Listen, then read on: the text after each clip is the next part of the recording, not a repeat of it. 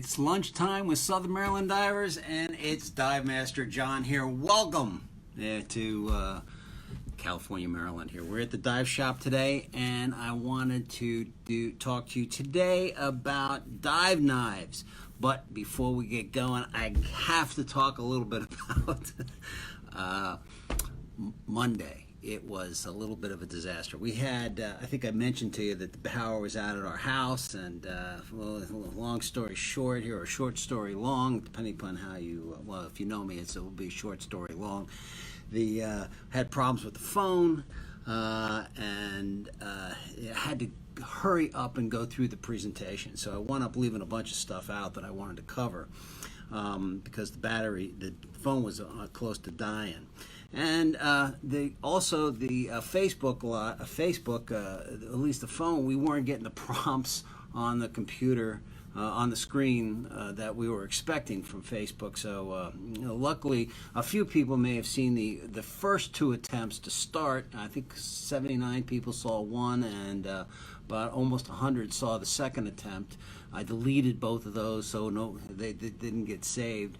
But the third time we tried it, we just went ahead and rolled with what we saw on the screen. So that's why the confusion. But there's one major point I wanted to make to you on lights from Monday. I wanted to at least go over and talk about lights. All the lights I showed you all are rechargeable. Now, some of the lights have the ability to, so you can take them with you, you plug them in, you recharge them. They have the ability to recharge off of, most of them come with a little USB wire to charge. So you can charge it off of something that needs a USB out port to charge it. So that's how these things charge up. They come with a little device to plug your battery into, and they're all pretty similar. They may change by a little bit, but the battery goes in, and this plugs in to some USB charging device. Can be your computer or any type of charging device, and you charge up your battery. Now, if you get in a pinch, some of them, not all of the lights, come with an adapter to allow you to use a regular alkaline style battery. So there is that. So I didn't make that point the other day. I wanted to make it. I wanted to go over that and make sure you guys understood that. So that's a question that does come up a lot. What type of battery does it use? It is rechargeable, so you don't have to worry about it. And as far as length of time that the battery lasts, I usually get, you can usually get at least one dive, and usually I get a day's worth of diving out of a light. So if I'm, a couple tanks, if you're on a boat, usually you got two tanks is usually a good way to look at it. Sometimes three tanks. Usually a day's worth of diving on a single charge on a battery light. So there you go. All right. So now the point of what we wanted to do today: dive knives. Not a whole lot to talk to about dives, but I did want to go over because people do ask about them. The knives, you should have a cutting device when you dive. Okay, and that's simply for entanglement. A lot of times when people dive, you can get yourself entangled, and usually what you get entangled in is a fishing line. So it's not sea hunt where you got to worry about Lloyd Bridges sneaking out from behind some bank of coral and cutting your air hose, and you have to defend yourself. Although when I first started, I think all of us have that image in our mind. So you wind up wanting to buy some big honking dive knife, and we have those, and those are a lot of fun. You get something like this, just a big honking dive knife. You can strap to your leg, and when you strap it to your leg, you want to strap it to your inside. You can mount it. There's a number of different places you can mount it. I like to mount the big honking knife on the inside so it's not entangled. Okay, and these usually come with straps that allow you to do that. Okay, but if you look at these knives closely, start off with the basic stick 'em knife. It has a sharp, pointy end, and it also has a saw tooth blade on it for sawing bigger stuff. And it also has a little indent there, and that's for cutting. That lets you cut fishing line, okay, very efficiently, okay. So makes it easy, and of course it's very easily in your hand. It also has a metal bottom on it. There you go. It has a metal bottom on it, and that's for tapping your tank. So if you're out in the water and you want to signal somebody, you can pull your knife out and bang the side of the tank. Yeah, bang the side of the tank and signal your dive buddy that you want to get their attention. So that's your basic stick-'em knife, and they go from there. Another knife would be another step up from that. Would be this knife. Same basic features, but it has the saw on it. Has the saw on it. Don't get excited there, helper. There's a saw on it, but it also has an addition. It can work as a cutting tool. So this is really a nice knife to have. If you're going to go for a knife like this is really, really very interesting. And it also has the ability. It has that sawtooth component to it. I don't know if you can get that in there. Good, excellent. And it has the notch for cutting fishing line, and it has a regular sharp blade, pointy for jabbing people. So you can protect yourself from Lloyd bridges, and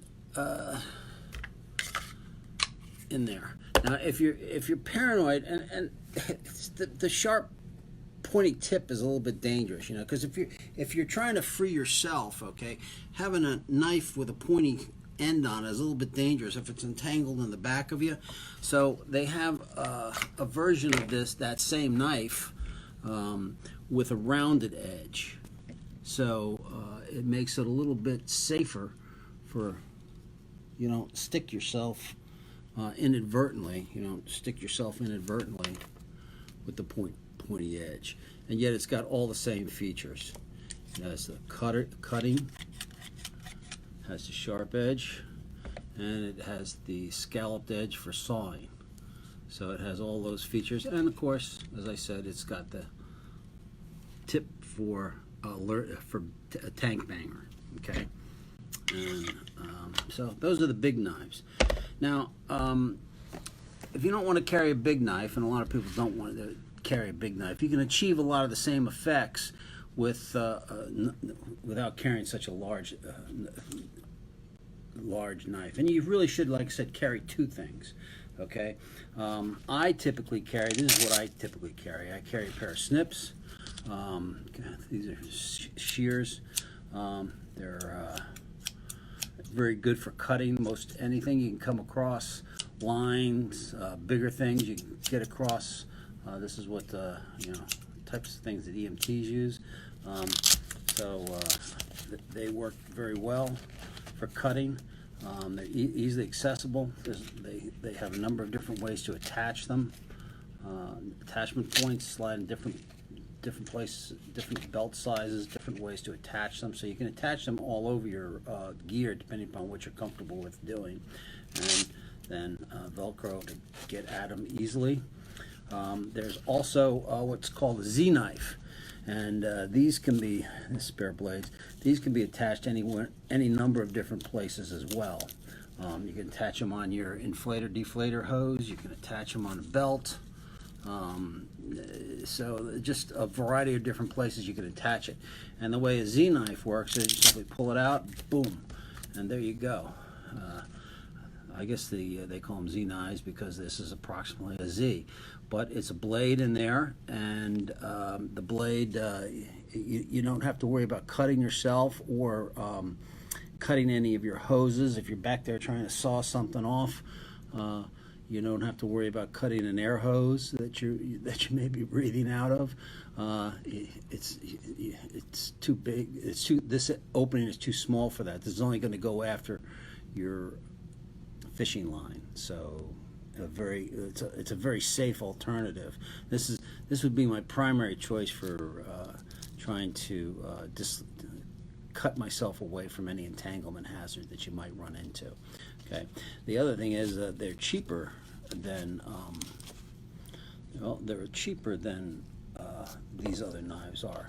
So if you're excited and you're trying to do something, if you're in an awkward position, and if you're in an awkward position trying to disentangle yourself or untangle yourself from a situation, and you drop it, well, you're